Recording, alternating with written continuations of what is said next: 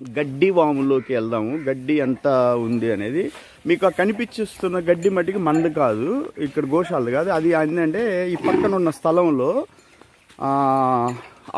అంటే ఆ ఓనరు ఎవరిదైతే గడ్డి ఈ స్థలం ఉందో ఆయన వేసుకున్నాడు. ఎందుకంటే ఇక్కడ గడ్డి వేస్తే గడ్డిని ఉంచనివ్వు, తొక్కేదైనా అంతా తొక్కేసేస్తాయి. గడ్డి ఎప్పుడు కూడా వీటి మన గోమాతలు కాళ్ళతో తొక్కేయి అంటే తొక్కేసేసి అంటే గడ్డి ఇంక పనికిరాదు, అంటే గోమూత్రంతో నింపేస్తాయి. సో అందుకని ఎందుకేం చేయాలి, వేరుగా వేయాలి. వేరుగా వేయాలంటే స్థలం లేనందువల్ల పక్క ఉన్నటువంటి ఆసామి ఆయన స్థలంలో ఇల్లు వేశారు.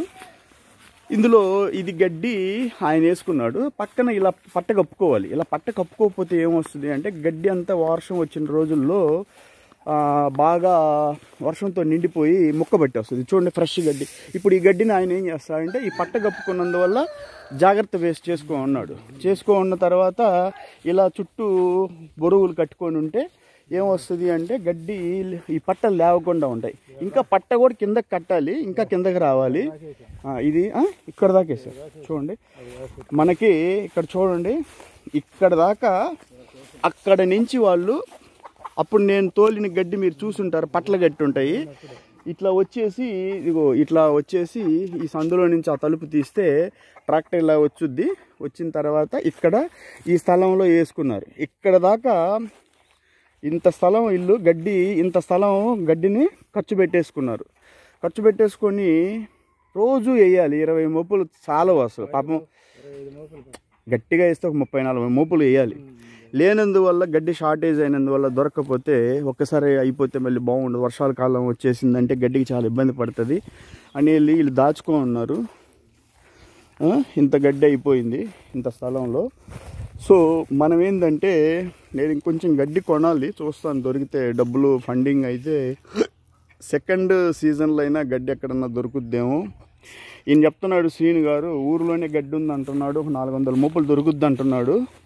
అది కొనేస్తే బెటరు, 4 ట్రాక్టర్లు ఎక్కిచ్చేస్తే ఒక 40,000 అవుతుంది. చూద్దాం ఫండింగ్ ఎలా వస్తుందో అనేది. ఇదేం చెక్క, ఇది ఏరుశనగ చెత్త. ఏరుశనగ అంటే ఇప్పుడు మన ఏరుశనగకాయలు కోసేసిన తర్వాత ఆ మిగిలినది తెచ్చారు వీళ్ళు, తెచ్చి ఇలా పట్టలు కప్పుకొని పెట్టుకున్నారు. అక్కడ దాకా చూడండి, అంతా వేరుశనగ అక్కడ దాకా వేసారు. వేరుశనగ చెత్తని ఓకే ఇదంతా వేరుశనగ చెత్త వేసారు. అయిపోయింది, కొంచెం అది ఉంది. ఎక్కడ తెచ్చారు ఇది?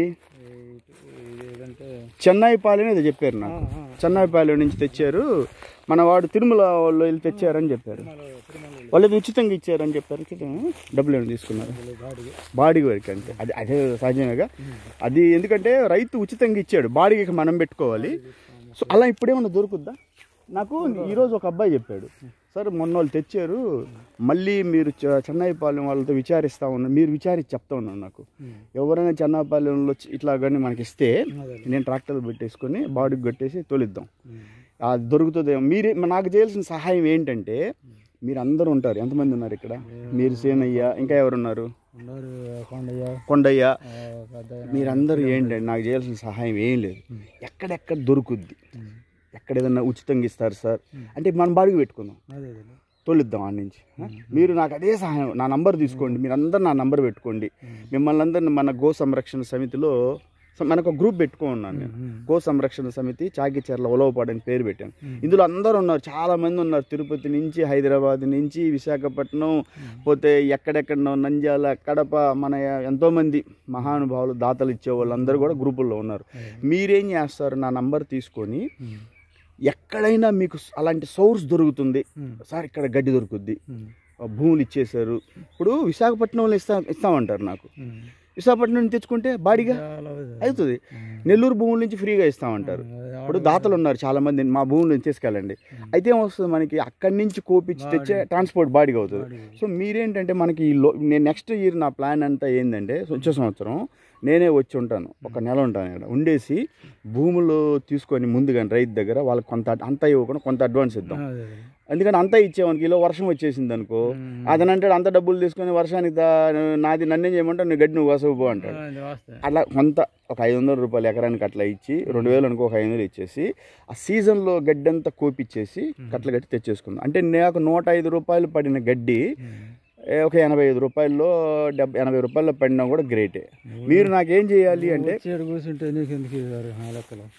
అంటే నేను తెలిసిన మీరు నేనేంటంటే మీరు ఉండి చేయండి, నేను అక్కడే ఉంటాను, నేను ఒంగోలులోనే ఉంటాను. మీరు పొలాలు తీసుకోవటం, మీరు నాకు పలానా రైతు ఉన్నాడండి మీకు నేను చేతులు ఎవరి ముందైనా చేతులు చేస్తా, అయ్యా మీరు మా గోశాలకు డబ్బులు ఇవ్వండి. ఇదంతా చేశారు కదా, ఇదంతా చేశారు, తిరుమల చెప్పాడు, తోలేని చెప్పారు.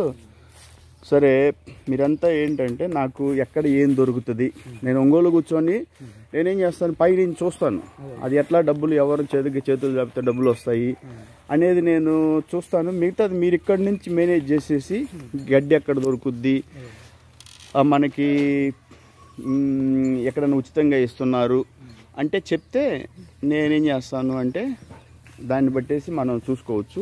అది చేయండి. ఊర్లో గడ్డి దొరుకుతుంది, మంచి గడ్డి ఉంది, క్వాలిటీగా ఉంది, చెప్పండి, అలా తీసుకుందాం.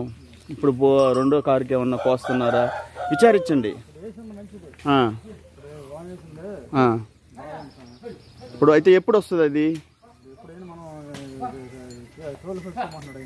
ఎవరు అతను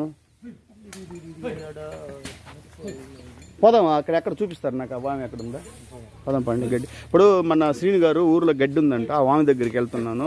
ఆ గడ్డి ఫ్రెష్ గడ్డి అంటున్నాడు. ఆ గడ్డి ఫ్రెష్ గడ్డి అయితే ఎలా ఉంది గడ్డి వాము చూసేసి కొనడానికి మన దాతలు మిమ్మల్ని అడుగుతాను నేను, ఎక్కడ దగ్గర అంటున్నారు, వెళ్ళి చూసి వస్తే బెటరు. ట్రాక్టర్ మీకు వచ్చేటప్పుడు ఇదిగో ఈ రూట్లో ట్రాక్టర్ వస్తుంది, మీరు చూసుంటారు. ఈ రూట్లో ఈ గేట్ తీస్తారు. ఈ గేట్ తీస్తే ట్రాక్టర్ ఇలా వచ్చేసిన తర్వాత అటు ఆ గేట్ తీసేస్తే ఆ లోపలికి వెళ్ళేసి ఆ రైతు ఆయన వేసుకున్న గడ్డి పక్కన ఆ గడ్డి ఉంది కదా పెద్ద వాము, ఆ పక్కన వేస్తారు. అక్కడంతా కూడా చాలా వేసారు, అదంతా ఖర్చు అయిపోయింది.